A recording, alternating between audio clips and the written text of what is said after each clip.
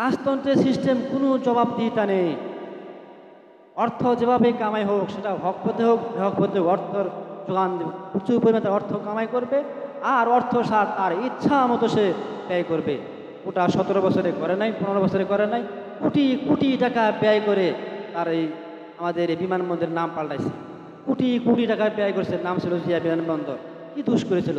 আমাদের কি খুব লাভ হয়ে গেছিল? আর নাম পাল্টাই দিয়েছে শাহজাহান বিমানবন্দর করছে, আমাদের খুব লাভ হয়ে গেছে? কি লাভ ছিল এটা? এই কোটি কোটি টাকা যদি রাষ্ট্রের জন্য, এই রাষ্ট্রের জন্য যে আলুর পিছনে পেঁয়াজের পিছনে ভর্তুকি পড়তো, অর্থাৎ জনগণের কাছ থেকে রাষ্ট্র কিনবে আলু 10 টাকা কেজি বা 20 টাকা কেজি কিনবে, কিনে সেখানে 5 টাকা সরকার ভরবে, ওইরা 15 টাকা কেজি জনগণকে দিবে। এটাকে বলা হয় ভর্তুকি। বুঝেন কিনা আপনারা জানি না। ভর্তুকি, পেঁয়াজের মধ্যে ভর্তুকি দিত, আর রাষ্ট্রের মানুষ কি শান্তিতে 2 পয়সা খাবার খেতে পারতো। কিন্তু তা না করে সে কোটি কোটি টাকা ব্যয় করে নাম পাল্টালো, এতে রাষ্ট্রের কোনো লাভ হলো না, বরং কি হয়েছে, কি হয়েছে, বরং রাষ্ট্রের অগাধ ক্ষতি হয়ে গেছে গা, কোটি কোটি টাকা ক্ষতি হয়ে গেছে গা। এটা ছিল এই যে সেই কাজটা করছি, এটা যদি কেউ বিরোধিতা করে তাহলে তার বিরুদ্ধে মামলা, বিদ্রোহী মামলা, জঙ্গি মামলা, রাজাকার অমুক সুখ মামলা তৈরি হয়ে যাবে। কথা ঠিক কিনা? আর মানে ছিল এটা ছিল রাজতন্ত্রের সিস্টেম।